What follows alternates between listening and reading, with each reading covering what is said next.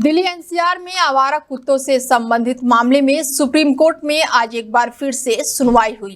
Court की 3 सदस्यीय पीठ ने सुनवाई में केंद्र और कई एनजीओ की दलीलें सुनी और उसके बाद से अपना फैसला सुरक्षित रख लिया।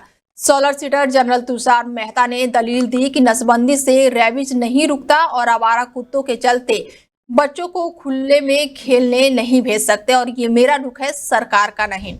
कोई हल निकालना होगा। बता दें कि इससे पहले 2 जजों की बेंच ने 11 अगस्त को मामले में फैसला सुनाया था, जिसका बड़े स्तरों पर विरोध हो रहा है। दरअसल सुप्रीम कोर्ट ने 11 अगस्त को डॉग बाइट्स और रेबीज के मामलों को देखते हुए सभी आवारा कुत्तों को 8 हफ्ते में दिल्ली एनसीआर के आवासीय क्षेत्र से हटाकर शॉल्टर होम भेजने का आदेश दिया और कोर्ट ने इस काम में बाधा डालने वाले व्यक्ति के खिलाफ सख्त कार्रवाई किए जाने की चेतावनी भी दी थी। वहीं सुनवाई के दौरान कपिल सिब्बल ने कहा कि ये मामला बड़ा है और इसे अभी सुनना चाहिए। उन्होंने कहा कि इससे आदेश पर रोक लगानी चाहिए।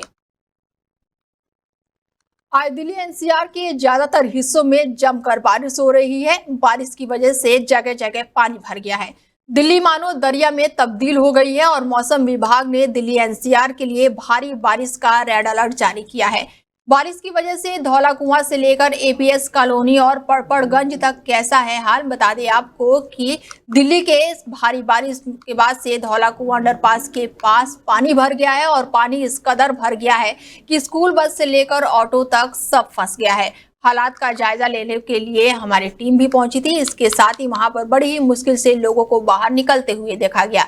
लगातार हो रही बारिश की वजह से हालात बिगड़ते हुए दिखाई दे रहे हैं और कई जगहों पर कुछ ही घंटों में बारिश का पानी पूरी तरह से जलमग्न हो गया है और पूरी तरह से रोड भी जाम हो गए हैं। सड़कें तालाब में तब्दील हो गई हैं, जिससे लोगों को दफ्तर जाने में बहुत ही ज्यादा परेशानी हो रही है। भारी बारिश से गुरुग्राम का हाल बहुत ही बुरा हो गया है, तो वहीं सुबह 5 बजे से मूसलाधार लगातार बारिश हो रही है, जिसके बाद से ज्यादातर इलाकों में पानी भर गया है और महज कुछ ही घंटों के बारिश ने प्रशासन की पोल खोलकर रख दी है और भारी जल भराव की वजह से वाहनों का निकलना काफी मुश्किल हो गया है। बॉलीवुड एक्ट्रेस शिल्पा शेट्टी और उनके पति राज कुंद्रा के खिलाफ एक व्यापारी ने 60 करोड़ रुपए की धोखाधड़ी का मामला दर्ज किया है। मुंबई के एक कारोबारी ने इन दोनों पर 60.4 करोड़ रुपए की ठगी का इल्जाम लगाया और ये मामला उनकी अब बंद हो चुकी company best deal TV private limited से जुड़ा हुआ है। मुंबई पुलिस की इकोनॉमिक ऑफिस विंग्स ने इस सिलसिले में शिल्पा और राज के एक अज्ञात शख्स के खिलाफ मामला दर्ज की बात कही है और कारोबारी का दावा है कि ये रकम बिजनेस बढ़ाने के नाम पर ली गई थी, मगर इसका इस्तेमाल निजी खर्चों के लिए किया गया है। पुलिस के मुताबिक ये शिकायत जुहू पुलिस स्टेशन में पहले दर्ज की गई थी, जहां पर धोखाधड़ी और जाल साजिश से जुड़ी धाराओं के तहत मामला लिखा गया था। चूंकि रकम 10 करोड़ रुपए से ज्यादा थी, इसीलिए अब इसके जांच ईडब्ल्यूडी को सौंपा गया है। उत्तर प्रदेश विधानसभा में विजन डॉक्यूमेंट 2047 को लेकर लगातार चर्चा हो रही है और इस चर्चा के दौरान कई अलग अलग रंग भी देखने को मिल रहा है। यहाँ पर बीजेपी विधायक आपस में भिड़ रहे हैं, तो वहीं समाजवादी पार्टी के विधायक सीएम योगी की जमकर तारीफ भी करते हुए नजर आ रहे हैं।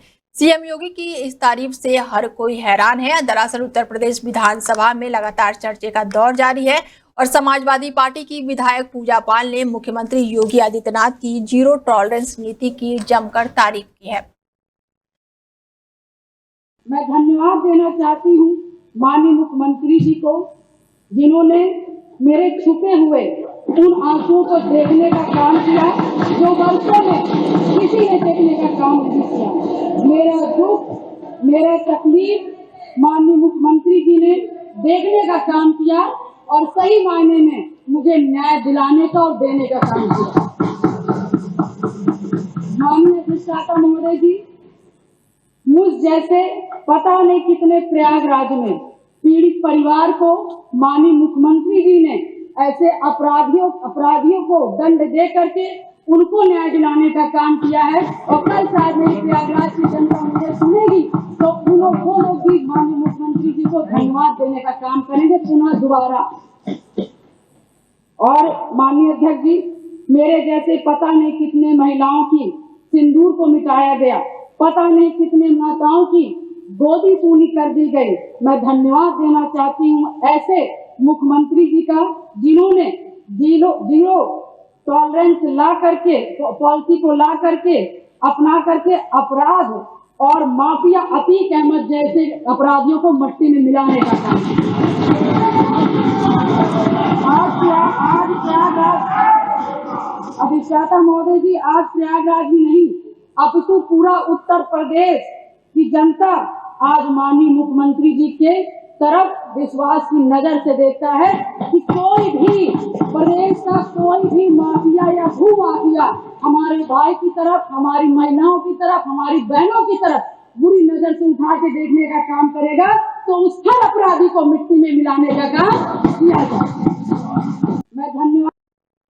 रूस यूक्रेन युद्ध, गाजा में जंग और ईरान इजराइल की तनातनी और अब ट्रंप साहब का टैरिफ ड्रामा। ऐसे में भारत के विदेश मंत्री एस जयशंकर रूस की यात्रा पर जा रहे हैं और ये यात्रा हल्के फुल्की नहीं बल्कि बेहद ही स्ट्रेटेजिक है। इसके साथ ही ट्रंप ने हाल ही में धमकी दी है कि अगर भारत रूस से तेल खरीदेगा तो 50% टैरिफ झेलेगा। लेकिन भारत तो सीधे जवाब दे रहा है और हमारी पॉलिसी, हमारी मर्जी। और कुछ दिन पहले NSA अजीत डोभाल भी पुतिन से मिलकर आए थे और मोदी जी भी खुद भी पुतिन से बात की है। मतलब भारत रूस से रिश्तों को मजबूत करने में कोई भी कोर कसर नहीं छोड़ रहा है। तो ये यात्रा सिर्फ कूटनीति नहीं बल्कि दुनिया को ये दिखाने का मौका है कि भारत अब ना दबेगा ना झुकेगा।